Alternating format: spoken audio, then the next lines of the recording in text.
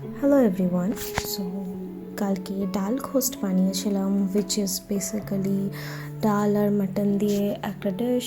So একটা Lucknow cookbook থেকে এই রেসিপিটা দেখি and thought of giving it a try. So আমি 600 গ্রামস মতন মাটন নিয়েছিলাম। ডেফিনেটলি বোন পিসেস হতে হবে উইথ ফ্যাট, কারণ ওটাতেই ফ্লেভারটা এনহ্যান্স করবে গ্রেভিতে।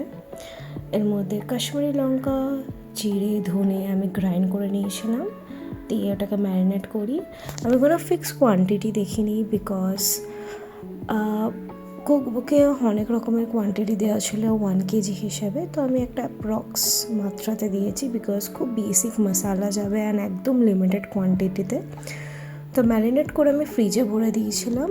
তো আমি পরশুদিন রাত্রে মাটনটা কিনেছিলাম বলে আমার অলমোস্ট লাইক 12 আওয়ার্স ফ্রিজারে ছিল মাটনটা, ভালো করে ম্যারিনেটও হয়ে গেছিলো। এরপর আমি ছোলার ডালকে সোক করে রেখেছিলাম অলমোস্ট লাইক 2 আওয়ার্স, দিয়ে ছোলার ডালটাকে আমি সেদ্ধ করে নিই।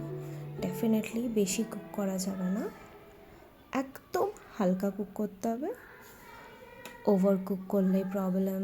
অ্যান্ড আমি জানতাম না যে কিছুটা ডালকে গোটা রাখতে হয়, কিছুটা গলিয়ে দিতে হয়, বাট আনফর্চুনেটলি আমি পুরো ডালটাকেই গলিয়ে দিয়েছিলাম, যদিও টেস্টটা ভালোই লাগছিল।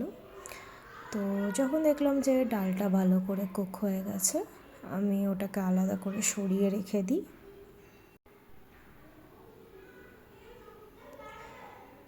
এরপর মাটনটাকে বের করি ফ্রিজার থেকে। আমি 2 ঘন্টা বাইরে রেখে দিয়েছিলাম বিকজ মাটনটাকে ডিফ্রস্টও করতে হতো। সো একটা কড়াই নিই, ওর মধ্যে আমি 2 চামচ মতন সর্ষের তেল দিই, বেশি একদমই দেওয়া যাবে না। তার মধ্যে গোটা গরম মশলা, খুব বেসিক এলাচ, দারচিনি, তেজপাতা আর একদম সামান্য একটু জিরে দিয়েছিলাম। সো মাটনটা পুরো ভালো করে ডিফ্রস্ট হয়নি, একদম লেগেছিলো, তো আমি পিসেসগুলোকে ভালো করে ছাড়িয়ে নিচ্ছিলাম, দেন কড়াইয়ে দিয়ে দিই। এরপর হালকা করে এগুলোকে ফ্রাই করে নেব। ইউজুয়ালি মাটনটা তখনও ফ্রোজেন ছিল বলে একটুখানি জল বেরোচ্ছিলো, অ্যান্ড স্পেশালি ফ্রাই করতে একটু প্রবলেম হচ্ছিলো, বা ডিনার বানাতে হতো, সো ওরকমভাবেই দিয়ে ফ্রাই করতে থাকি। আমি ইউজুয়ালি এক্স্যাক্ট ডাল ঘোস্টের রেসিপিটা জানি না, আর কখনো খাইও নি বাইরে। So thought of giving it a try at a Kashmiri restaurant, but definitely experiment সব জিনিসই করা যায়। এর মধ্যে রাস্টিকেও দেখে নিচ্ছিলাম, ও নিজের মতন সুন্দর খাচ্ছিল। ব্যাস মাটনটাকে একদম ঢাকা দিয়ে সুন্দর করে ফ্রাই হতে দিয়েছিলাম। তখন আদা, রসুন, পেঁয়াজ আর টমেটো কেটে নিয়েছিলাম, এক এক করে প্রত্যেকটাকে পেস্ট করে নেব। একদম অল্প কোয়ান্টিটি দিয়েছিলাম বিকজ এটা ডালের একটা রেসিপি, তো বেশি স্পাইসি আর বেশি মশলা দেওয়া যাবে না। তো দেখলাম যখন মাটনটা ফ্রাই হয়ে আসছে, তখন আস্তে আস্তে আমাদের যে পেস্টগুলো করেছি সেগুলোকে দিয়ে পরে এবার কষাতে দেবো। একদম সিম আছে, লো ফ্লেমে এটাকে কষাতে হবে। এখানে কাঁচা লঙ্কা মেনশন ছিল না, যে কুকবুক থেকে আমি রেসিপিটা ফলো করছিলাম, তো ভাবলাম একটু কাঁচা লঙ্কা দেওয়া যেতেই পারে বিকজ একটু ঝাল না হলে খেতে ভালো লাগবে না, যদিও এখনকার কাঁচা লঙ্কাতে একদমই ঝাল থাকে না।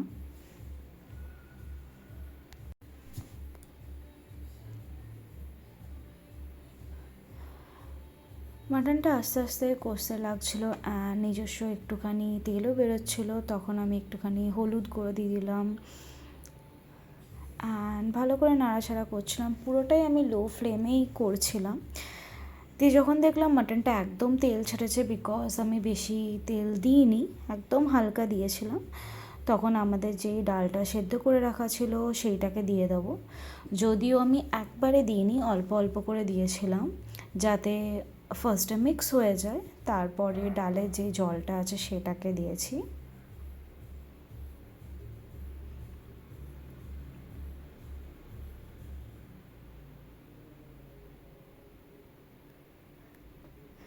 এরপরে পুরোটাকে মিক্স করে ঢাকা দিয়ে বয়েল করতে দেবো। ইউজুয়ালি এখানে মাটনটাকে পুরোটাই গলিয়ে দিতে হয়, তবেই টেস্টটা ভালো লাগবে। আর হাড়ও থাকে, তো হাড়টাও একদম যাতে নরম হয়ে যায়। তো আমি একদম ওয়ার্ম ওয়াটার দিয়েছিলাম, পুরো ফুটন্ত গরম জল দিইনি, নাহলে তেলটা সেপারেট হয়ে যেতে পারে। আমি একটুখানি মসুর ডালও দিয়েছিলাম, বিকজ মনে হলো যেন ডালের কোয়ান্টিটিটা কম হয়েছে, অ্যান্ড মসুর ডালটা ইউজুয়ালি সেদ্ধ হয়ে যায় তাড়াতাড়ি, তার জন্য। এর মধ্যে ভাবলাম আমি একটুখানি রাইসও বানিয়ে নিই, তো আমি বাসমতি রাইস দিয়েছিলাম, গোটা গরম মশলা, একটু জিরে আর একটু অয়েল দিয়ে সেদ্ধ হতে, বিকজ ভাবলাম ডাল ঘোষ বানাচ্ছি, ওর সাথে সিম্পল রাইস হয়তো ভালো লাগবে না, তো thought of making something good. তো যেই দেখলাম মাটনটা সুন্দর একদম নরম হয়ে আসছে, তখন একটুখানি নেড়ে তারপরে একটু প্রেস করতে লাগলাম যাতে পুরো জিনিসটা মিক্স হয়ে যায়। উপর থেকে একটু ড্রাই কোরিয়েন্ডার দিয়ে দিয়েছিলাম, বিকজ ফ্রেশ কোরিয়েন্ডার তখন ছিল না, তো আমার কাছে ড্রাই যেটা ছিল, কস্তুরি মেথিও দেওয়া যেতে পারে, বাট আমি ওটা অ্যাভয়েড করেছিলাম। এখন দেখলাম যে চালটাও ভালো করে সেদ্ধ হয়ে গেছে, সো ইটস ডান।